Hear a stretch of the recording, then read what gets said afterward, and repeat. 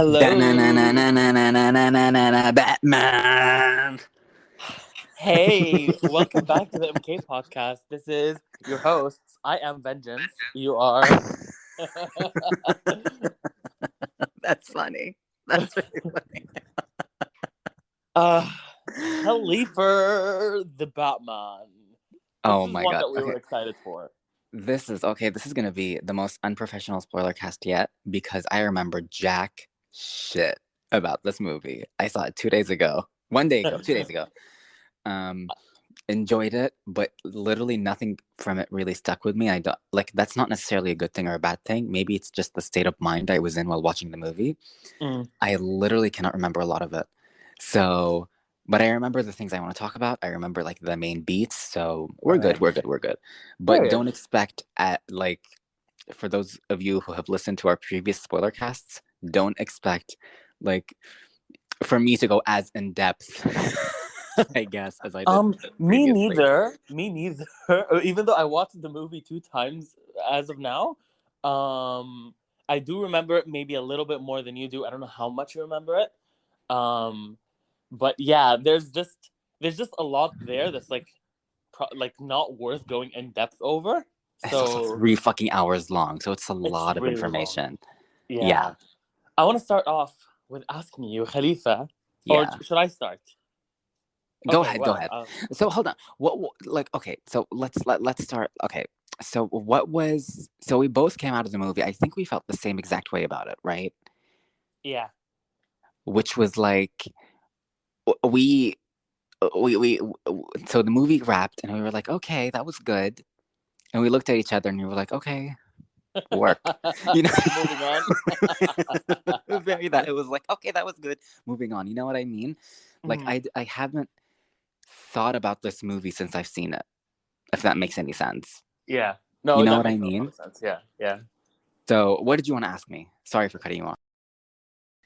I wanted to ask you, Khalifa, what did you think overall about the Batman? That's a loaded question. I thought it was a good Batman movie. It's a good movie. Okay. I don't. It's such a. I have such complicated feelings towards it because it's like it was like a perfectly great Batman movie, but when it didn't stick with me for some reason. I don't know what. I'm not sure if people are freaking out over this movie. They're calling it the best Batman movie ever. Blah blah blah. You know what I mean? IGN gave it a 10. It's like 90% on Rotten Tomatoes or whatever, and it's like this was a great movie. I just don't understand all the, all the stuff that's surrounding it in terms of like people's opinions and all that. I thought it was good. I mean, I liked it. I don't know. I liked it. Yeah. Period. Should I go? Yeah. What did you think? Okay. So, obviously, like similar to what you said, I really want to say that this movie is very well made. Yes. The movie is beautiful. Cinematography is on point. The costumes were amazing. The atmosphere, blah, blah, blah. Like, I've never seen Gotham on screen like that. And I really appreciate what this movie did in terms of world building. And like you said, it's a great movie. It's a very polished movie. It's an objectively good movie. Yes. But it's Batman. Like I don't know what to say other than it's Batman. Like here's the thing. Here's why I was I was kind of not disappointed, but just like, caught off guard.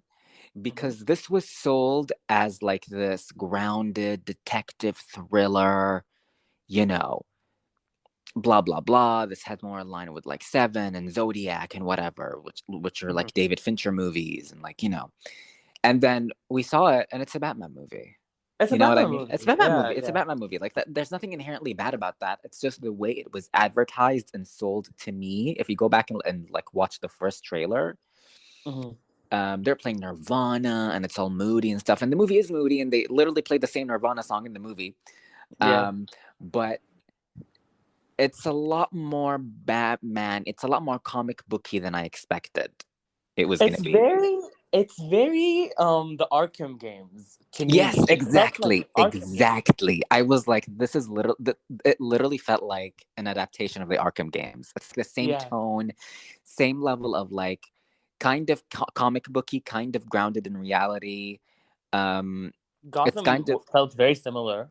yes, it's like the same type of vibe. It's very that. Even when like the Riddler was typing on the thing, like the green text, it was very much like this is from the game. You know what I mean? So it felt very much like the Arkham games. I've heard people say this they prefer this movie over The Dark Knight and The Dark Knight Rises. I disagree, but I can see why. I can see why you would prefer it. I do think that this is a really good starting point for this Batman. Wait, was the sequel confirmed? Yeah, right? No. Oh. No. They're making an HBO Max show, though. Oh, for who? Like the Gotham PD or whatever. Okay. Yeah. Anyways. So HBO Max is doing this. Warner Brothers, who owns HBO Max, is doing this really interesting thing where it's like they did this with Suicide Squad, where they had Suicide Squad and they had like, remember the team? Yeah. You know, the blonde girl and the nerdy guy with the glasses and stuff like that. Their main characters in Peacemaker. So they're doing this thing where they pepper these characters in these movies and they spin them off into their own thing. So I'm guessing Gotham PD is going to star do you know the big guy in this movie? That was always fighting with Jim. The one with the mustache? Yes, I think. Okay. He has a mustache. Okay. He also has like a full beard. Do you remember him, the cop? No. You literally saw this movie twice. I literally don't. Anyway, so it's probably going to be like about the Gotham PD and Jim Gordon and stuff like that, and like them solving like Gotham crimes. You know what I mean? So they're doing the same thing they did with Suicide Squad, which I think is really interesting. But yeah. Period. I mean, good for them. Yeah. I was gonna say, if this is like building up to a trilogy, this is a really great world builder. Like this really, I feel like out of all of the Batman movies that I've seen, this is the most that gave Gotham a character. Including Joker? Ooh. I really like Joker, but I don't remember Gotham and Joker. But I haven't seen Joker at all. I thought Gotham was like the one of the more sticking points of the movie for me from Joker. Okay. I liked the vibe of Gotham in that movie too. But I do agree with you that this is like the best, this is probably the best Gotham in the movie realm. I would agree with that. My favorite Gotham is still from the Arkham games, but oh yeah, for sure. This is like the best one we've had in the movies for sure. Because in the Nolan trilogy, they don't really like Gotham isn't really a character. Like it's just like a backdrop, like a whatever city. Yeah. So I will say since you said trilogy, I can't even speak. I do think it's interesting that this is like a year 2 Batman movie. This movie felt like a sequel. If that makes any sense. Wait, I don't know if I agree. Okay, continue. Not in terms of like the plot necessarily, but in terms of like the way they did the character introductions. It felt like and I think this is a good thing. I don't think this is a bad thing. The way they did the character introductions felt like you already know who these are. You already know who these people are. Like when they show Zoe Kravitz for the first time, obviously we know she's Catwoman because we've seen the trailers. But I feel like even if you haven't, you would assume that she's someone. Yeah. You know what I mean? And they do that across the board. They do it with Batman, Jim Gordon. Like Jim and Batman don't talk about their relationship at all. But it shows like what their relationship is. Yeah.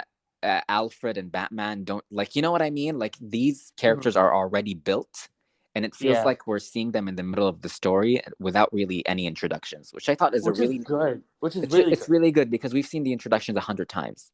Yeah. So I thought that was a very conscious choice, and I appreciate it. And before going into the movie, I told you I was going to gauge the quality of this movie by if they show the scene with Martha dying and the pearl necklace or not. And they didn't. They're aware that we don't want to see that again. We thought they were going to do it in the beginning. But it was like Halloween or whatever. So props to them. Props to them for not doing that shit again. I do think that if they stuck more with the art house vibes, I would have felt more strongly about the movie. Okay, so here's the thing. Mm-hmm. I agree with that. I don't know what's going on. Why was Colin Farrell camping it up? Yeah, Colin was camp. Colin Farrell, who plays the Penguin, for those who don't know. But What Penguin the fuck was going camp. on there? Penguin is always camp. That is true. That is true. But why put Penguin in this movie then? You know what I mean? Because the rest of the movie, I think everyone else is playing like these grounded characters, and then here comes fucking Colin Farrell as the Penguin, Willem Dafoeing every scene he's in, and it's like, okay, this worked in No Way Home. Yeah, but this isn't working for me here. Like the camp is so. I thought the camp was so off-putting. Honestly, I was like, this is not fitting with like the vibe of what's happening on screen. I don't know. I like the depiction of Penguin. I just wish he wasn't in this movie. If that makes any sense. I disagree on that. I really liked Penguin in this movie, and I like that he was here because it felt like by the end of the movie was long, okay? But by the end of the movie, it's like, oh, you got a feel of like the baddies in Gotham, and like, you know, like you can see like I don't know. The criminal underworld. Is that what you're saying? I do agree with that. I just wish they had, in place of the Penguin, they'd put a character that was a little more grounded. Someone like, I don't know, someone like Firefly, or you know, or like Calendar Man, or anyone that's like, that's not as campy as the Penguin is like the campiest Batman villain, one of the campiest ones. So I wish they had, you know, Two-Face, you know, I would have loved to see here. Going with the Penguin is a really interesting choice, but I do understand why they went with the really basic, you know, characters. They were like, okay, we're gonna have Batman, we're gonna have Catwoman, which are like integral to every Batman story, probably. We're gonna have Riddler. Was an interesting choice for the main villain, and we'll talk about Riddler more. Yeah, I want to talk about Riddler. Yeah. Okay. We're gonna have Falcone. We're gonna have, you know, all these like, you know, very basic. If you've heard of Batman, you've known about these characters before. Yeah, and Alfred, Penguin is one of those Jim characters. Gordon, and blah, blah. And the Penguin is one of those characters. The Penguin is a really popular, one of the most popular Batman villains. I would have loved Poison Ivy. I would have loved to see Poison Ivy in this movie. Bitch, me too. But I think if they do a sequel, I would love if they do, because notice they didn't do any of the supernatural villains in this one. Yes. And I would like to keep it that way, actually, because it fits with the art house, like underground, like criminal underworld vibe. And I feel like there's a lot of non-supernatural Batman villains you could put in there that are interesting. Poison Ivy, I feel like, is interesting because she is a supernatural villain, but she's not like crazy supernatural to the point where it's gonna ruin like the grounded vibe. Yeah. You know what I mean? So I'm fine with Poison Ivy, but someone like Abomination, no. I think the one to avoid is like Mr. Freeze for me, or like Clayface. It's like, okay, like, yeah, the really ridiculous, you know, the ridiculous ones. I would love to see a Harley in this type of vibe. Yes. I feel like Nolan didn't include her for a very specific reason, which is like Harley is very hard to make. She's a very hard character to meld into something that fits into this. Yes. Because Harley's fucking crazy and insane. And so is the Joker, but like Harley's unique in that like Harley's just fun. You know what I mean? And you don't want fun villains in these movies, basically. Yeah, true. So yeah, I would love. I think they're gonna make a sequel. This movie is gonna be successful, obviously, and I hope they make a sequel. And I hope Matt Reeves returns. And I feel like a sequel to this movie could be amazing. Yes, because I feel like the groundwork that this laid. The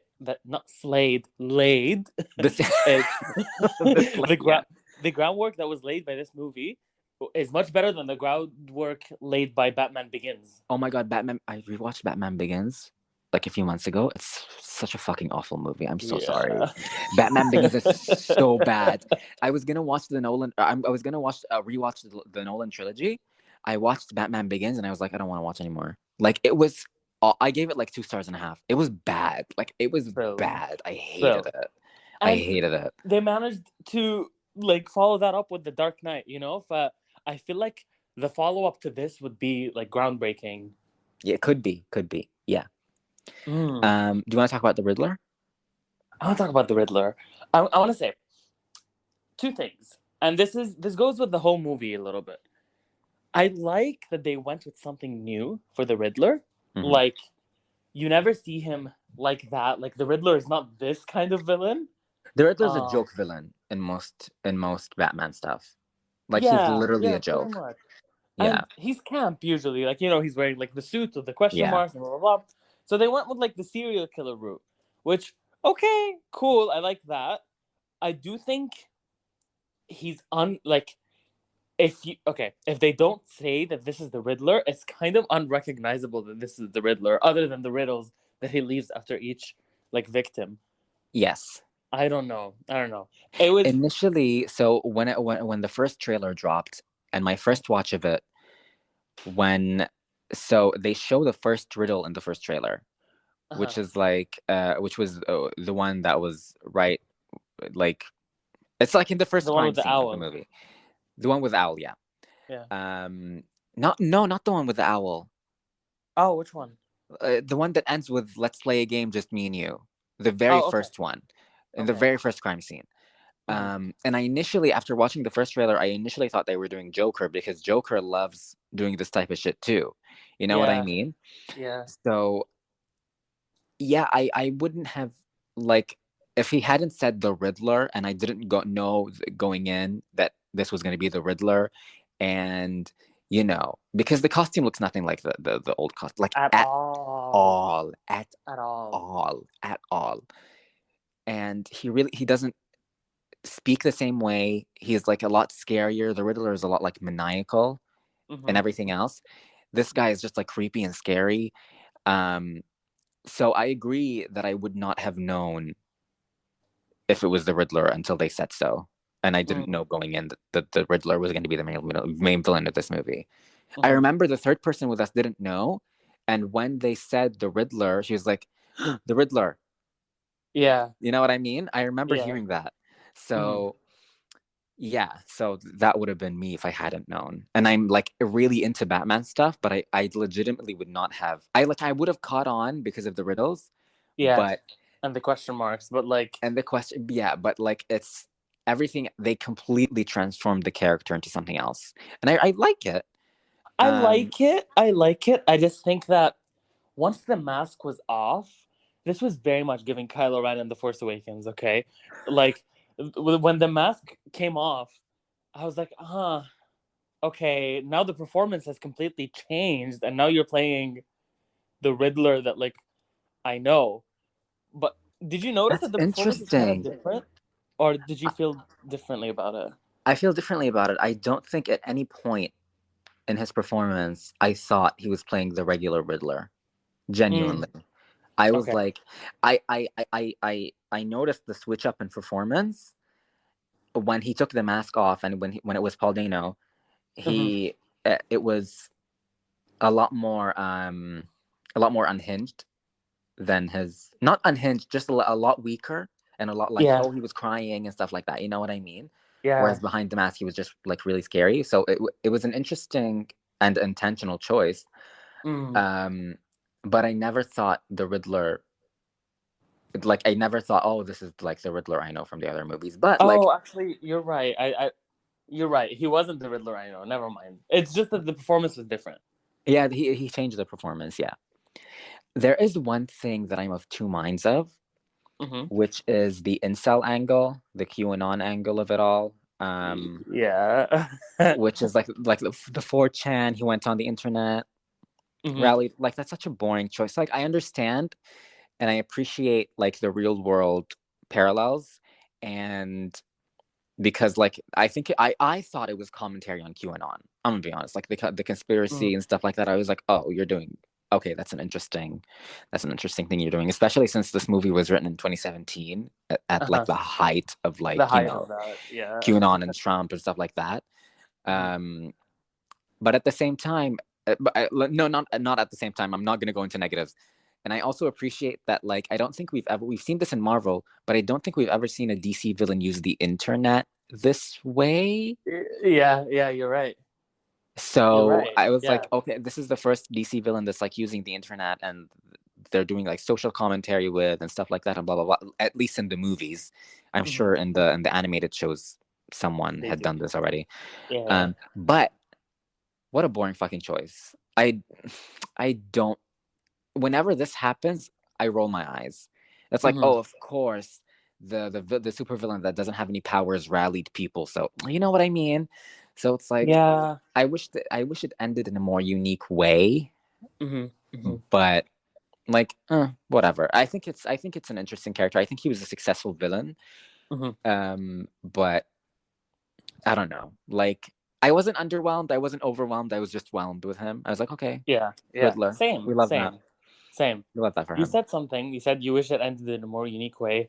I'm gonna like transition into something a little bit. I wish the movie ended like multiple times during the movie. This movie has like 15 climaxes. This was long. This could have lost 30 minutes to 1 hour. I think it fully could have lost an hour. I will say, in my second watch, you can see the purpose of everything in the 3 hours, but you can't see that in your first watch. That I don't think Gotham needed to be flooded. I don't think we needed that in this movie, like the big set piece and blah blah blah. It's like, I don't know. I don't think we needed that as well. I wish it ended like the whole movie was like this movie grounded thing, and it's like to end in such a Marvel third act bombastic way feels like a disservice. Yeah, like I feel like they should have ended it in like such like a moody way as well. I would have loved. This is such a shitty idea, and like people would drag me for this. I wish the scene in the asylum of him and Paul Dano was like the final one. You mean him and Barry? No. Paul Dano and Batman when he was like Bruce Wayne. Oh. I mean, yeah. Like I fully like. That's what I felt in the movie. I thought that this was gonna be the end of the movie. Like I wish that he just got caught and he was in Arkham Asylum, and that whole conversation was like the final thing, and it would have ended in like this, moody tone of like, wow, this place is fucked. You know what I mean? And then the movie ends, and that would have been like so cool. But no, he had to have a plan to blow up like 15 trucks, and the city gets flooded, and the president gets shot, and whatever. And it's like, oh my god, we're doing a lot. Can we talk about the president? Batman like doing his little like sacrifice thingy, which was so fucking like, what? Like, that it's not like, whatever. Can we talk about the president? Listen, Miss Bella Royale. Yeah, beautiful name, by the way. Very. What? Like, please set her up more. Am I supposed to care that she got shot in the... Like, when she got shot, I was like, oh no, don't kill the only black person in this movie. Don't go far as saying she's the only black person. She's the only dark-skinned black person. Isn't Jim Gordon dark-skinned? No, he's brown. That's Jeffrey Wright is black. Jeffrey Wright is black. Zoe Kravitz is black, and the Bella Royale is black, but they're different. Like, colorism exists, babe. Like, Zoe Kravitz is like really light skin. Jim Gordon is like brown skin, and then Bella Royale is really dark skin. So he's like, please don't kill the only like dark skin person. Like dark skin person, yeah. That's why I was concerned, but not concerned. I like to play a little game in my head of like, are they gonna kill the black person or not? You know what? It's just a stupid thing, not a serious thing. So everybody, don't take this seriously. I'm not about to cancel the Batman. But so I was like, oh no, here goes the black person. But that's why I was like, oh no, don't do that. I literally did not care for her character at all. Like, she had like one scene. Was I supposed to care that she got shot? I was shocked that she was shot. I was like, ooh, like, because I thought they were building her up. Like, I don't know, like, and I was like, ooh. Listen, if she had died, that would have been a serve. Like, if she fully got shot and died on the spot. I feel like, Okay, at this point, if you're listening, obviously we're gonna spoil a lot of things.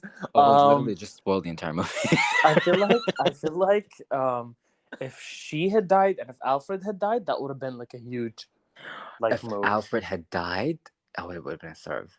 I Mm. remember, like the only moment that I showed genuine concern was when they were When like Alfred. they kept cutting back to Alfred opening the gift. I was like, oh my god, they're gonna kill Alfred, and then he's in the hospital. Fine. I was like, that's so boring. Yeah. That's so boring. Just do something interesting. You know what I mean? I don't know. Like, oh, I don't want to say this because I'm gonna get dragged. I thought this movie was really good. Not a single risk was taken in terms of like plot. Yeah, I was gonna say It was like very, very beat by beat superhero movie, which goes against like the art house vibe. If you want to make an art house movie, like shock us, you know what I mean? Do shit like we weren't gonna expect. Yeah, I was gonna say the movie would have, like I would have remembered the movie much more fondly if they did take risks, because it's a good Batman movie, but we've seen Batman movies, you know? It's just We've like seen that good this Batman one's movies, very yeah. polished. This one's like, polished and has beautiful cinematography and like a beautiful soundtrack and, you know, everything. But at the end of the day, it's still like a relatively safe Batman movie. Yeah. And it's like, if you wanted to do this art house thing, make it interesting. Drag Joker all you want. I don't think it's a perfect movie by any means. I think the Batman might even be a better movie than the Joker. The Joker took risks. Joker took risks. Yeah. You know what I mean? It was a risky movie. It was like an interesting depiction of Joker that I don't think we'd seen before. Like, it was weird.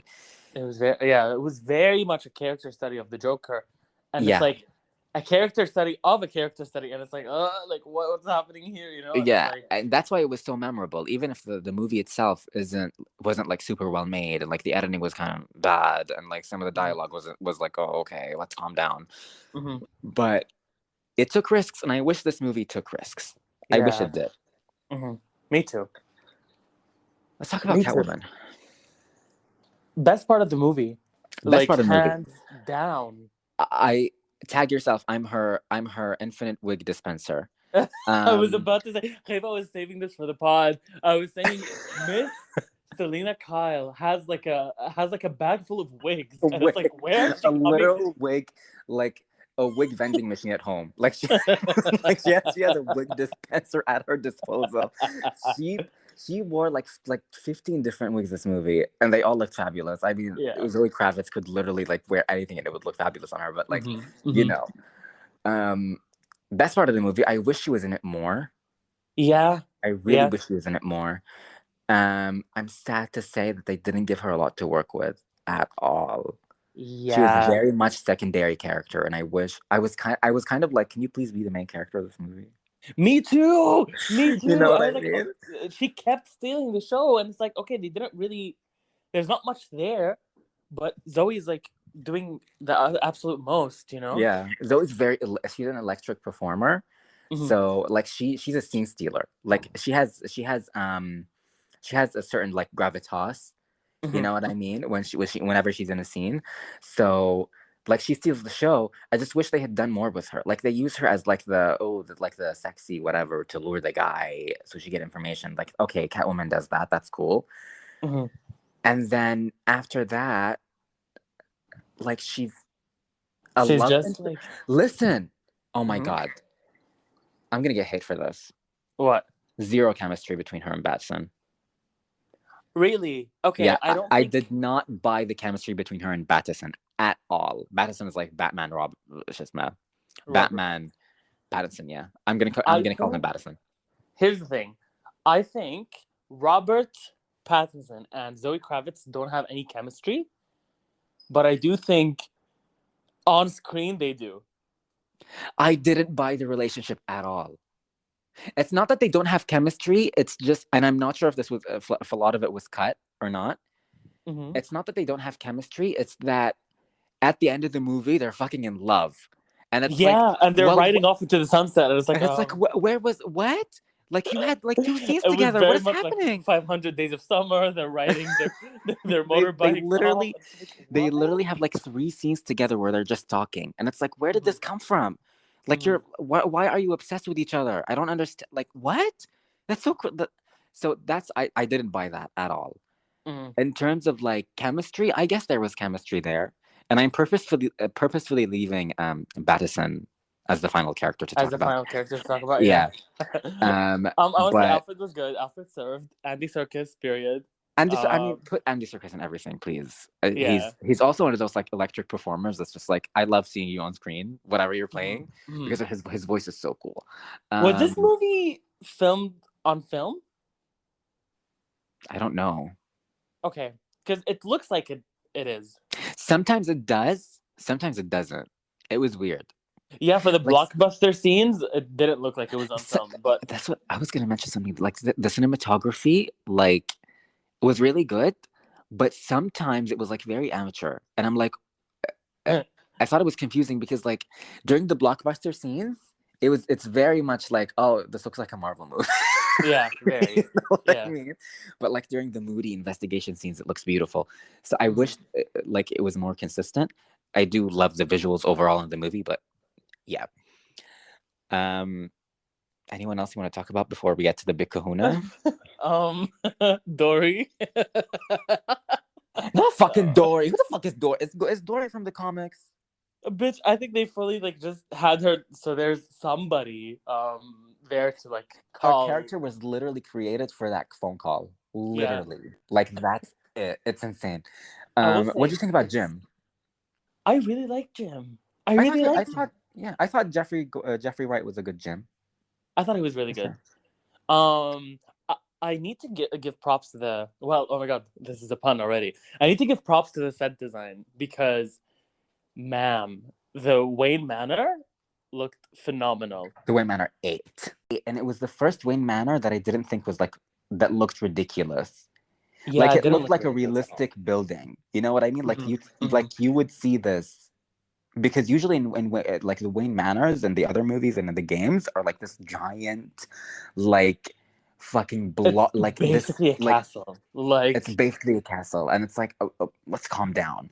This one felt like more of a realistic manner, which I really liked. The set design was beautiful. I'm trying to think of characters to talk about before we jump into the big kahuna.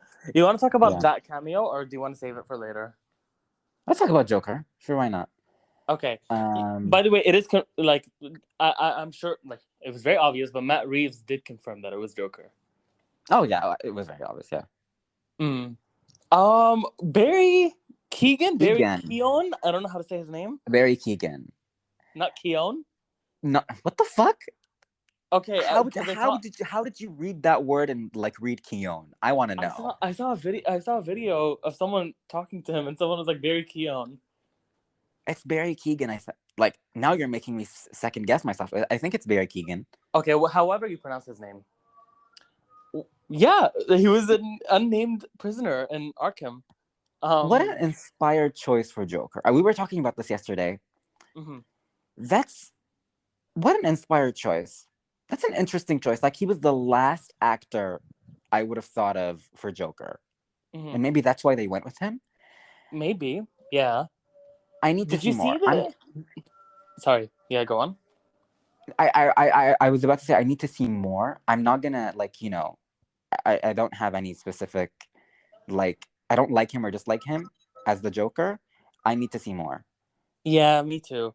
I do see it though, appearance-wise. Like, Barry has this, and I'm about to say something, and it is not an insult whatsoever. Don't even try to twist it into being an insult, okay? I'm not. Barry, you said this in the Eternal Spoilercast too. Barry has this thing where if he smiles, his face gets very wrinkly, and that's very Joker. Yes. So I see that part. Yeah. That's it. There's noise coming from your side. I don't know, what is that? Girl, it's Adon. This thing is like this thing is serving vocals. Is it loud? Are we gonna cut this out? No, girl, it's fine. Oh, it just started on my side too. Get ready for the encore. I don't think you could hear it from my side. Anyways, yeah. Interesting pick. I don't really have a lot to say about him, but Just an Seems interesting like a choice. young Joker, which, okay, period. Like, A he younger sounds Joker like... than we've ever seen, yeah. I mean, how old was Heath's Joker supposed to be? Bitch, 30? I don't know. Like, Barry Keoghan's 30. Is he yeah, not? but Barry Keoghan serves younger energy a little bit. You said his face got wrinkly, so whatever. People's faces get wrinkly. I was gonna say, did you see the Matt Reeves interview about Barry Keoghan or no? No, I was on. I listened to a Matt Reeves interview on a podcast, but not the Joker one. What'd he say? Okay, so he said that there was a scene that was Oh, that cut was from the cut. Oh movie. yeah. You know about I that? saw that. Yeah. Yeah, and it was just gonna be like Joker before even becoming the Joker, and it's like very much this like, oh, this um what's the word, unrealized Joker that this Batman has already fought before. That's interesting. And like he was gonna visit him in Arkham to help him with the Riddler because he's the closest thing that he's fought before. That's like to this. That's so interesting. So they already have history. Yeah, they already have history, but apparently it was removed because they wanted to show that first, like they wanted the feeling of danger after defeating the Riddler. Like, oh no, there's still more that you didn't see. Okay. They didn't want to like Okay. pull that card early in the game, in the movie. Sorry, not the game. Okay. That's interesting. I hope that if they make a sequel, I hope that carries into it. Yeah, Of, because like, that is very yeah. interesting. That's an interesting choice. That's an interesting twist on it. Mm. All right. The Let's big talk about kahuna. Batman. What did you think overall? Oh my god. I like the performance.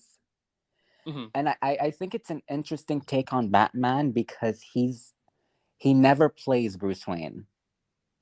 At all. He's He's only Bruce Wayne always for like 2 Batman. scenes in this movie. That's not what I mean. He plays Bruce Wayne outside of the cape, but he's still Batman. Like it's like a depressed Bruce Wayne. Like it's very much Batman with a Bruce Wayne outfit. So to me, he never played Bruce Wayne, even when he was like outside the cowl and the suit. You know what I mean? And I feel like I don't think anybody else has done that in the movies, and I think that's interesting.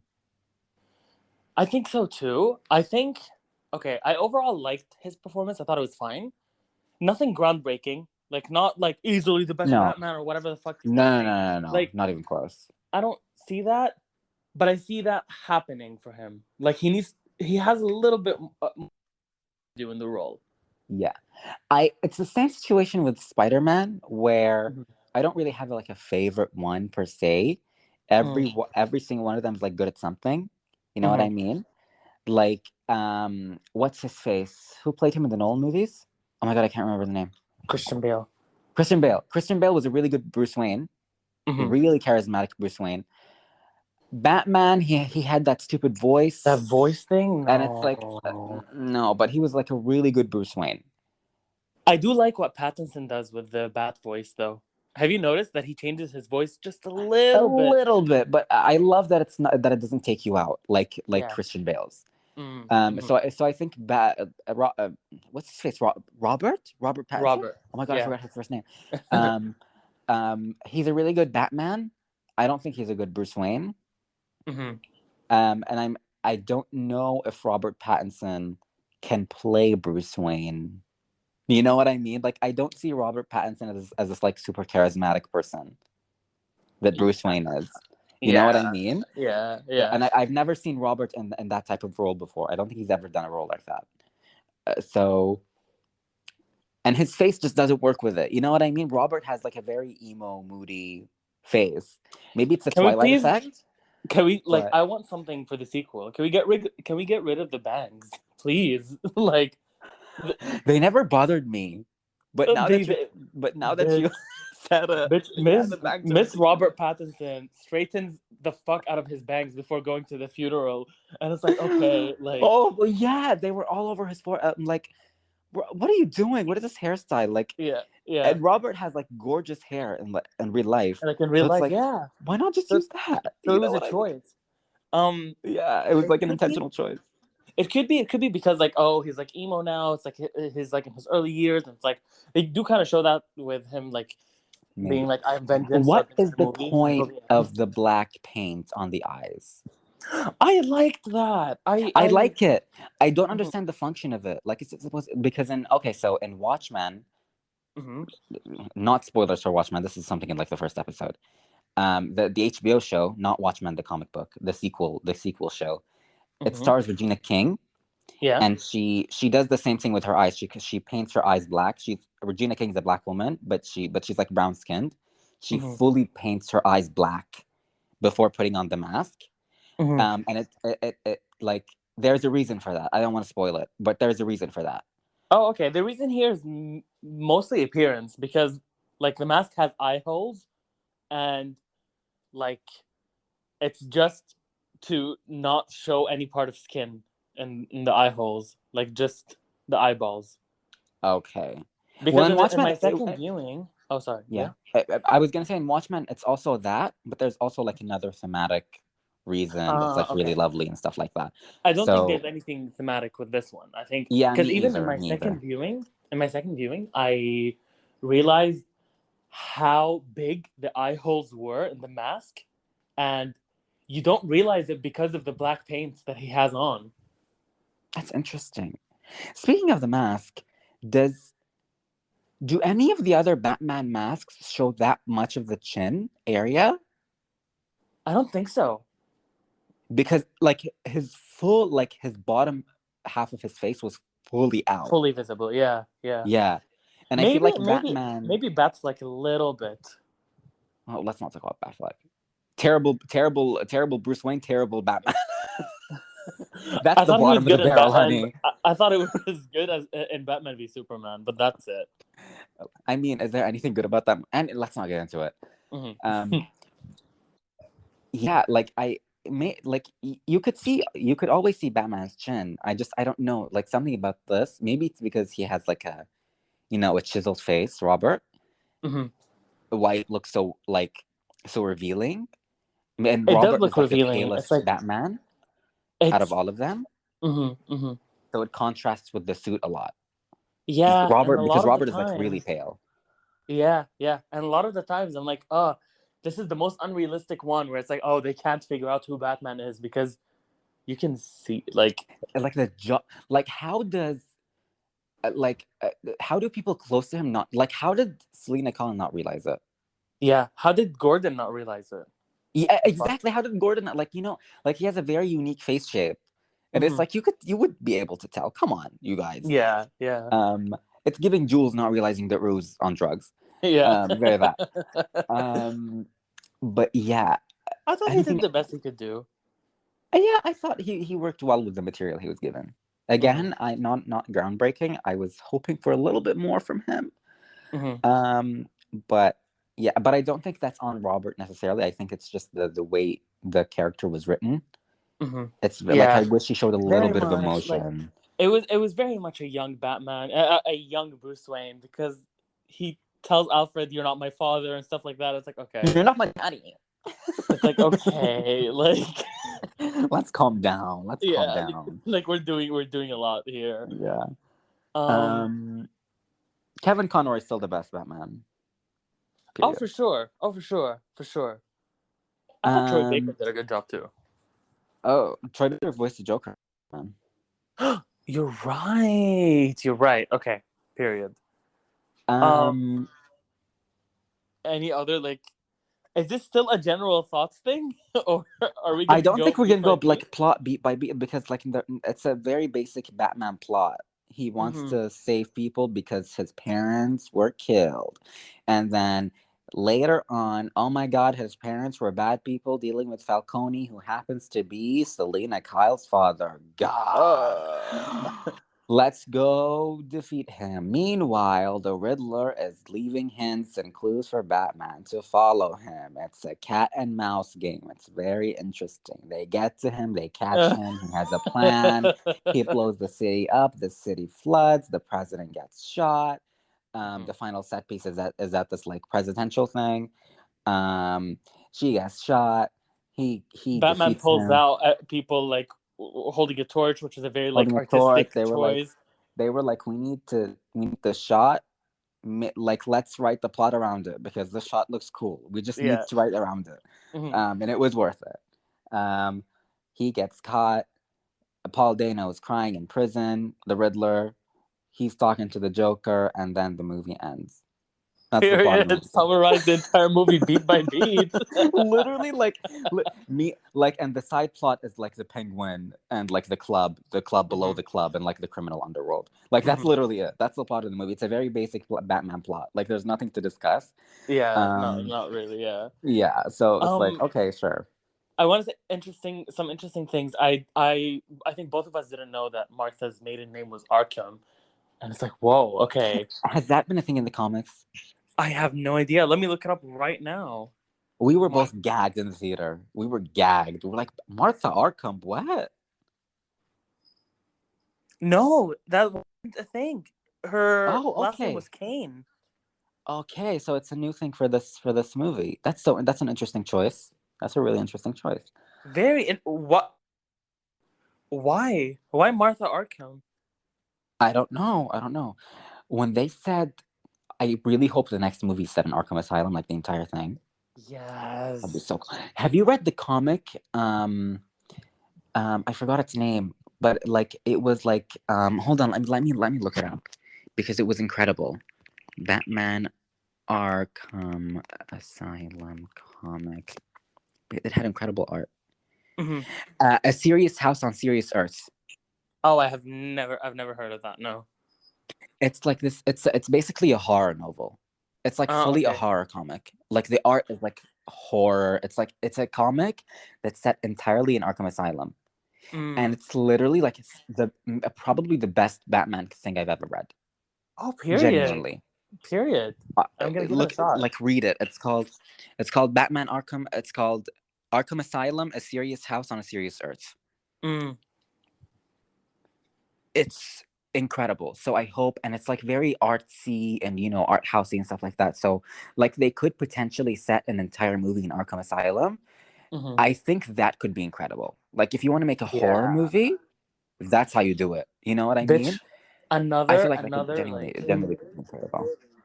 Another thing that they should do. Oh, is there someone like in the background on your side? No, I'm just like scratching my hair. Oh, okay. Another thing that I want them to do with this Batman is Court of Owls, bitch. Interesting, because we're getting that soon-ish in video game form. Yeah. So, but I've never read Court of Owls, so I don't know. I know the general premise. It's really interesting. I would love a Court of Owls movie. Because they delved into like the family drama a little bit here, and Court of Owls is all about that. And it's like, like I can see that like stemming from it. Like I can see that being like a snowball that comes out of like the events of this movie. Was this movie like a loose adaptation of like A Long Halloween or something? Huh. Maybe. Because it's set in Halloween and it's like the same vibe and stuff like that. You know what I mean? So I think maybe it was loosely based on that. So they could potentially like loosely base the sequel on something, on a comic run. You know what I mean? That would be really good. So yeah, I'm really excited. I'm genuinely like, I'm lukewarm on the movie. Lukewarm is a strong word. I gave this movie a 4 out of 5 on Letterboxd. Both of us did. Yeah. So we really liked it. I wish it was more special than it was. Yeah. And I'm really excited for a sequel because I feel like it could be that. Oh, you know what I mean? For sure. Like it very much could be an incredible. Like I don't know. I'm really, really excited for the sequel for this movie. Genuinely. Me too. One nitpick, since we're not gonna really go beat by beat. One nitpick. There was a scene where Batman flees. What? Flee. It depends on what's the sentence. He runs away. Like, he fled the scene. He fled from the scene. Okay. He fled from the police station, and he's at the top of the building, and he looks down. He's scared, and then he gets like a wingsuit. He gets like a wingsuit, and he jumps off, and it's like this really cool, epic scene of like him flying and stuff. It's like, ooh, and then he pulls a parachute, and he hits a thing. He falls to the ground, and he wakes up, and he gets up limping, and it's like, ooh. Okay. I thought the wingsuit looked ridiculous. I'm sorry. It looked a little ridiculous. It did. But like, what was that? Like the whole like fall to the ground and wait and getting up and like limping off screen. It's like, oh, okay, this is very Sam Raimi. Like what? Like what is happening here? I don't know. There was also another thing. Mm-hmm. Yeah. There's also another thing. The voice note. Oh my god! Wait! Before we get to the voice note, I want to finish this. Wait! Because I laughed harder in the second viewing. With this, I kind of get it. I think they're trying to show that this Batman is like inexperienced, and it's like, oh, he's not gonna be smooth and everything, blah blah. I get that. And I get the intention of the scene, but it broke the tension. It did break the tension, and it was like, oh, is this a funny moment or is this what? Anyways, let's get to like the real highlight of the movie. So when oh my god, okay, so when Annika, Selena Kyle's in my headcanon girlfriend, gets like Zoe Kravitz came out and said she played Catwoman bisexually. Oh, yeah. Period. So love that. The babies and the hugging and stuff like that was intentional. Like you were supposed to what we assumed was right. Okay, I love that. So they take Annika, they kill her, and they take Selena's phone. Anyways, after they find the dead body, they find Selena's phone, and there's this voicemail in it. Okay, and it starts off all right. She's like, "Selena, they're coming for me," blah blah. And it's like Falcon in the background or whatever. and out of nowhere, she screams her head off, and it's louder than anything in the movie. The scream goes on for so long, and then you hear the criminals beat the shit out of her for a couple of seconds, and then the voice note ends. You guys, it was supposed to be like horrifying. When I tell you I was laughing for 15 straight minutes, like I was literally like embolic I was crying. I saw that. I was fucking like crying from laughing. So I lost it. I completely lost it. Like I wasn't laughing loudly because like people were like into the movie. I was literally like, I've never seen my face go red. I've never seen my hands go red like the way they did. Like I am brown skinned. I don't go red. I was fully red. Like I could not breathe. I was like, I can't breathe. And then they play it again. And then I left for another 15 minutes. Thankfully, for the second time, they cut off the scream. Like it doesn't go as long as it did the first time. They do cut off the scream, but I can't. It was like literally one of the funniest moments ever. Like I lost my shit. We both of us did. So funny. I laughed my ass off the second time. Oh my god! It was so funny. Like did the person you go with react to that? No. I laughed very quietly. Okay.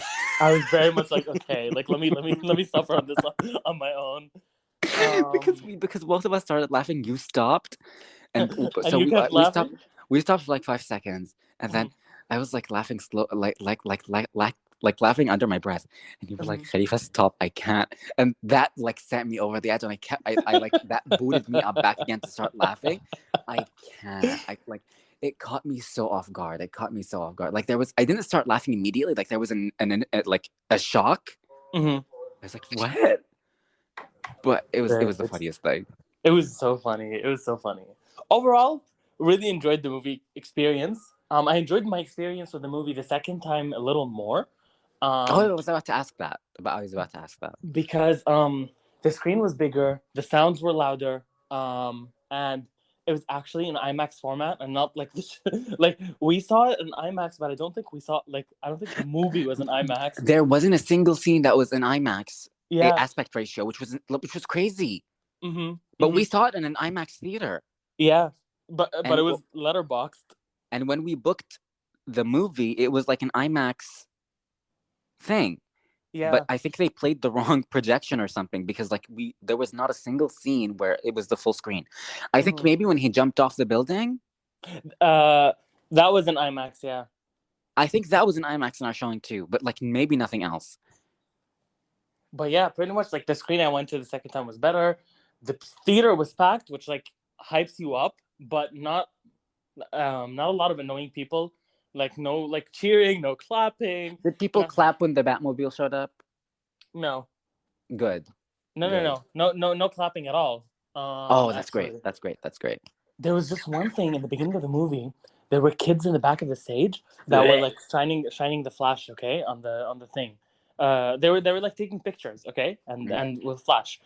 And one of them took a picture, and while the flash was going off, there was a Starbucks cup like that showed up in the shadow, okay. So then these kids turn off the flashlight and start like doing peace signs and middle fingers on the screen, and it's like shadow puppets style, you know. Ew. And then someone in this theater is like, "Halas!" And then they stopped, and then it was normal. Oh my god, I would have kept laughing at that for the entire movie. I don't know how you kept it together. It was so funny. Any other overall thoughts about the Batman before we wrap? No. I really liked it. Not crazy about it. I liked it. Me too. And I'm more excited for the sequels, and I think they laid some really good groundwork here. And yeah, I think they killed it with the cinematography, the soundtrack, and the style and the atmosphere. They killed it. What about you? I agree with everything you just said. I feel like this is the first spoiler cast we've done where we agree on practically everything, almost everything. Yeah. Like this is the most we've been like in line about a movie or a show, which I think is really interesting. Or maybe like Hawkeye as well. We both hated it. Yeah, true. The finale at least. Yeah, really, really excited for the future of the Batman. I hope it's successful so they can make more. Me too. I think it will be successful. Really glad that we have Batman, like good Batman back, because like the Batfleck era was not giving. Like it was the Dark Ages. You know what I mean? So bitch, and we're gonna see more Batfleck like in Flashpoint. So that's the last time he's gonna be in it, I think. So okay, that's the last hurrah. But yeah, and I think DC is in a great position right now. And I hope they keep doing this type of stuff. Don't do like a shared universe. Leave that for Marvel. Yeah, like, I think you've tried it. Didn't work for you. Yeah. Keep doing this, like unique, one-off, or maybe like trilogies of like this Joker and the Suicide Squad really showed that like, okay, no, you really don't need the guys have universe.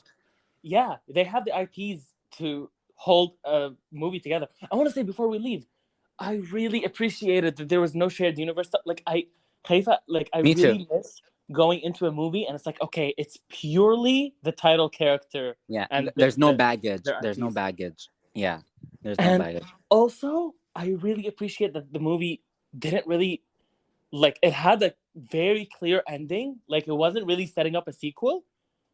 Like there could be a sequel. There's enough there, but it's a very solid story that's not like, ooh, come back for more. And I don't know it wraps. It wraps the story basically. Like if there's more, there's gonna be more. If there's not, there's not. You know what I mean? Yeah, and like this could easily be a one-off. Yeah. And I think it was designed to be a one-off. So yeah, I love that DC is doing this stuff. I hope they keep doing it. Drop the shared universe stuff. It's not working. Keep doing this. And it's so like, because the shared universe stuff is so like Marvel, and this is so unlike Marvel, that I feel like whenever they do like the one-offs, it feels so different than Marvel movies. You know what I mean? Yeah. And I do agree with what you just said, which is like, I'm so happy that it's just the titular character.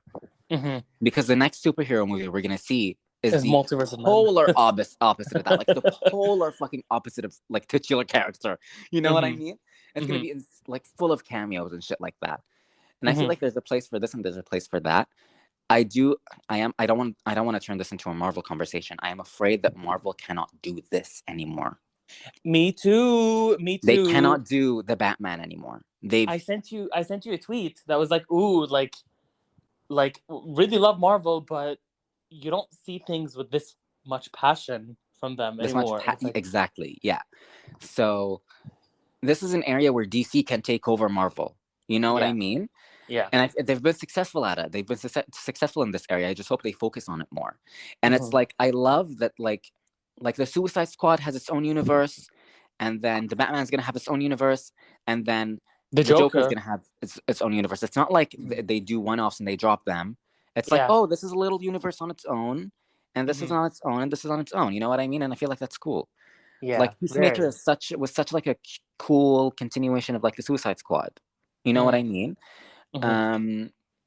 Same thing with I'm sure it's not happening anymore, but like the Gotham City Sirens was supposed to be like a Birds of Prey, you know. I think it is still happening. Question marks on that. It's still like it's in like development hell or something.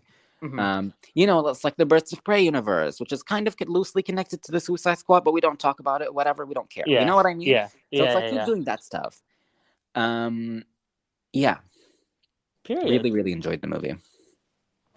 Wish it was better, but wish it stuck with me more. Wish it was more unique. Wish it was more unique. Wish it was really good. Yeah, wish it was more unique. Wish they took a little bit, like a few more risks.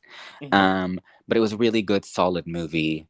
And I feel like it's gonna age really well. I feel like in a few years I'm gonna watch it again and I'm gonna be like, you know what? Like I like this more. Like I could see myself rewatching this in the future and being like, for sure. This was more of a serve than I thought.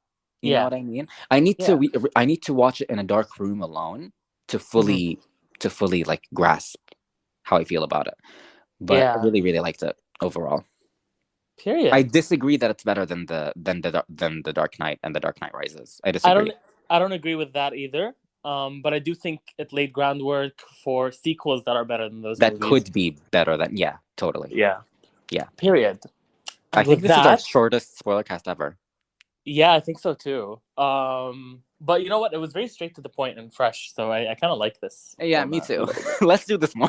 Yeah. Not the fucking 3-hour Euphoria spoiler cast. Like beat by beat. But the Euphoria one was popular, so like, maybe we need to do more of that. I don't know. We'll gauge.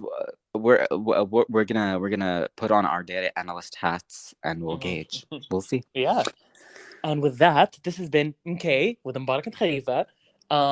Please make sure to follow us on social media with the handles at THEMKAYPOD, the MK Pod at THEMKAYPOD.